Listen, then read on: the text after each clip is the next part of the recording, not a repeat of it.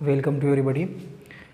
जैसा कि देखा गया क्लास 12th में अब जो है ट्रांसफॉर्मेशन के अंतर्गत interchanging affirmative into negative sentence चलने लगे थे।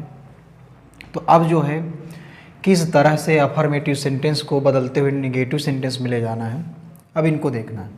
लेकिन ये पहला वीडियो नहीं है, इसके पहले इसी टॉपिक का एक वीडियो बन चुका है पार्ट 1 के नाम से। तो पार्ट 1 देखें, फिर इसके बाद पार्ट 2 को देखें। जैसा कि सब जान चुके हैं स्टूडेंट्स कि अगर सीरीज वाइज किसी भी टॉपिक को लेके चलते हैं तो अच्छा समझ में आएगा। अब ये पार्ट 2 है।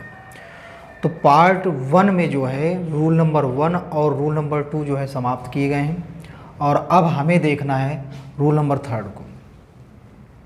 तो रूल नंबर 1 में क्या हुआ, रूल नंबर 2 में क्या हुआ, ये जब देखेंगे तब पता लगेगा। लेकिन अगर सीरीज वाइज देखते हैं तो ज़्यादा अच्छा रहेगा, इसलिए स्टूडेंट्स जो है पहले पार्ट 1 देखें फिर पार्ट 2।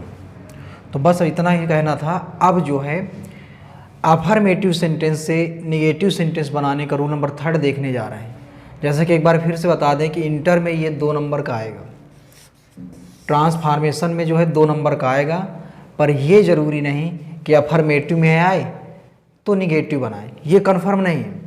हो सकता है निगेटिव में आए तो अफर्मेटिव बनाने के लिए क्या है, बस इस पर यही खास है। विशेष क्या होता है कि स्टूडेंट्स को दोनों तरह से सीखना होगा, इससे इससे ले जाओ और इसको इसमें ले आओ। अफर्मेटिव से निगेटिव बनाना सीखें और निगेटिव से अफर्मेटिव बनाना सीखें। तो जैसा कि शुरुआत में बताया कि एक सिखाए देते हैं, दूसरा ऑटोमेटिक आ जाएगा।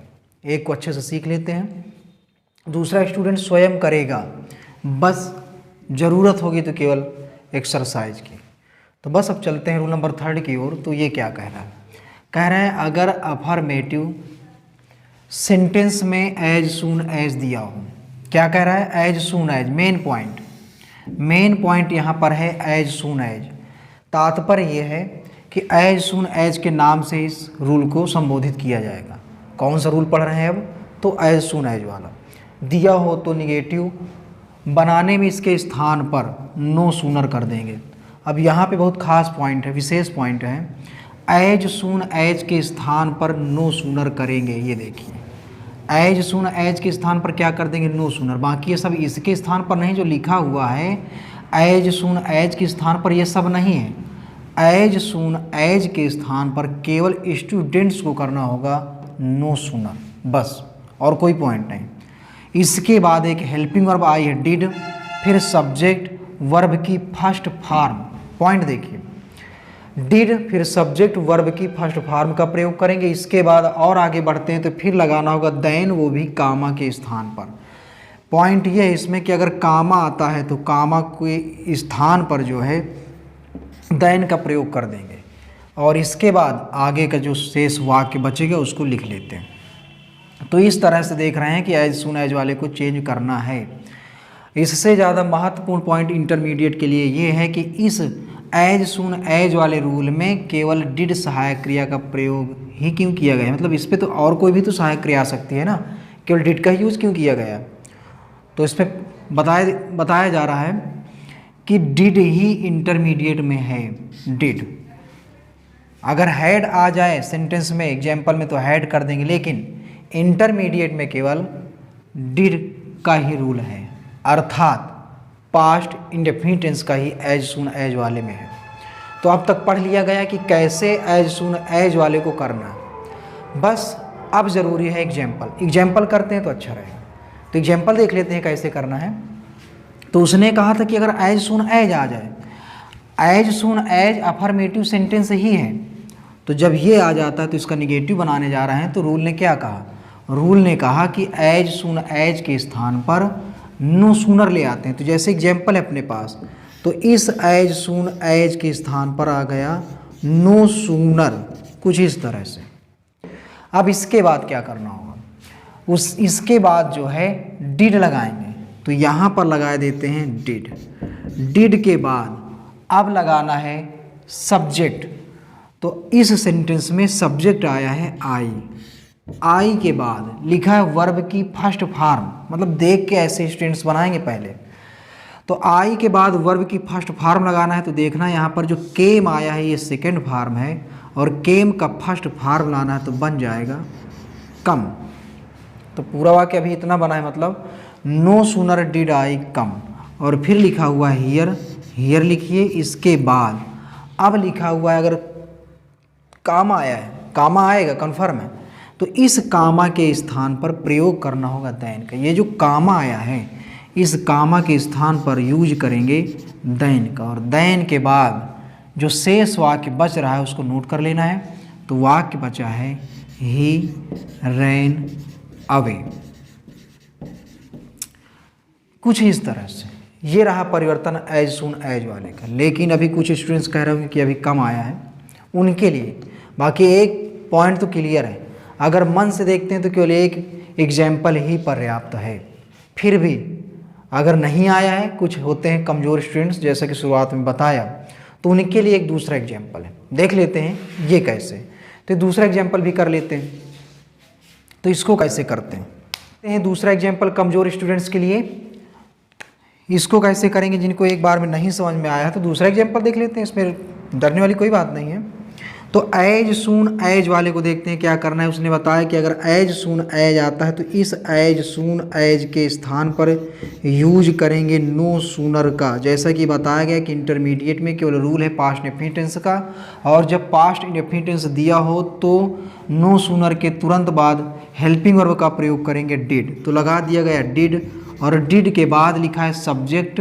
तो इस सेंटेंस में एक बार फिर से सब्जेक्ट आई है, और इसके बाद वर्ब की फर्स्ट फॉर्म लाना है। तो सा है, यहाँ पर सेकंड फॉर्म है, सा का फर्स्ट फॉर्म लगाने जा रहे हैं तो हो जाएगा सी, और सी के बाद लिखा है द टाइगर। तो द टाइगर लिख देते हैं, वेट करते हैं कामा का, तो कामा आ चुका है ये देखिए। और अब जो है देखना है रूल, उसके बाद क्या लिखा हुआ है, दैन जो है लाते हैं किसके स्थान पर, कामा के स्थान पर। ये जो कामा लिखा हुआ है कामा के स्थान पर ले आए दैन। दैन के बाद शेष वाक्य जो बचता है उसको नोट कर लेते हैं। तो आई रैन अवे। तो ये रहा अभी तक एज सून एज का रूल। अब इसमें कुछ मेन पॉइंट बताते हैं कि ये एज सून एज वाले को स्टूडेंट्स अभी तक इतना कठिन मानते रहे हैं, लेकिन अब नहीं लगना चाहिए। इसको बहुत हार्ड मानते हैं, लेकिन है नहीं है। अगर इस हिसाब से करते हैं, इस रूल को लिखते हैं तो ये रहा अभी तक रूल नंबर 3, और अब आगे बढ़ रहे हैं रूल नंबर 4 की ओर। तो इसको देखते हैं इस पर क्या करना, ये भी इंपॉर्टेंट है।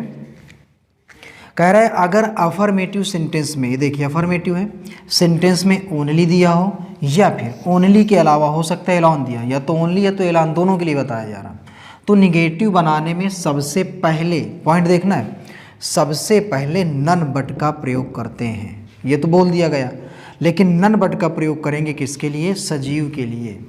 नन बट का प्रयोग कहाँ पे करना है, सजीव के लिए करना है।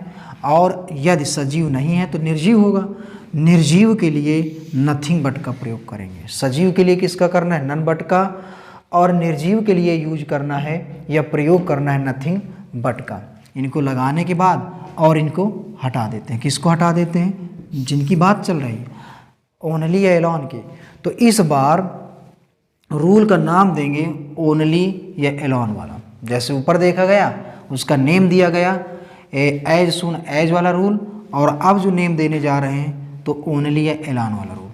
तो इनको कैसे बनाना है एग्जाम्पल देखते हैं तो बिल्कुल ये क्लियर हो जाएगा। देख पा रहे हैं एग्जाम्पल, जब एग्जाम्पल में दिया हुआ है कि ओनली हो या एलॉन हो, दोनों देखते हैं। ओनली का भी एग्जाम्पल है, एलॉन का भी है। ऐसे में सबसे पहले अगर सजीव सब्जेक्ट है तो वहाँ पर नन बट का प्रयोग करेंगे। जैसे हमारा एग्जाम्पल जो आया है, अब पुलिस मैन एक मूर्ख आदमी आया है तो सजीव है। ऐसे में सबसे पहले यूज करने वाले हैं नन बट का। नन बट के बाद कुछ नहीं करना है, इसको इसके स्थान पर मान लीजिए लाते हैं या सबसे पहले लाते हैं। इसके बाद जो बचा है उसको नोट कर लेते हैं। तो क्या बचा है, a policeman can do this work. इस प्रकार से देख पाए हैं कि जब ओनली एलॉन आता है तो सबसे पहले नन बट या नथिंग बट का प्रयोग करते हैं। तो नन बट का प्रयोग कहाँ करते हैं, जब सजीव दिया हो, और जब निर्जीव दिया हो तो प्रयोग करते हैं नथिंग बट का। तो इस तरह से ओनली वाला भी बन गया। बाकी कुछ नहीं है, बाकी पूरा एग्जाम्पल जैसे वैसे उतार दिया गया। इस पर और कोई रूल नहीं है, कोई लॉजिक नहीं है। फिर से एक बार देखते हैं ओनली वाला। तो अगर ओनली आया है तो सबसे पहले माइंड पे ये पॉइंट लाना होगा कि सजीव है कि निर्जीव है। तो यहाँ पर इस बार यह कार आई, तो कार जो है निर्जीव है। तो निर्जीव के लिए अब स्टूडेंट्स जान चुके हैं कि किसका प्रयोग करने वाले हैं, नथिंग बट का। इस पे लगा देंगे नथिंग बट, और फिर इसके बाद कुछ नहीं करना है। क्या लिखा है, this car, this car can be sold. तो ये रहा ट्रांसफॉर्मेशन, और ट्रांसफॉर्मेशन के अंतर्गत interchanging of affirmative sentence into negative sentence. तो इंटरचेंजिंग पढ़ रहे हैं किसकी किसकी, अफर्मेटिव से नेगेटिव की। और अब जो है एक एग्जांपल और देख लेते हैं, क्योंकि जो रूल लिखा गया है तो रूल में ओनली या एलॉन आया था, तो उस हिसाब से देखने जा रहे हैं क्या होने वाला है। देखते हैं,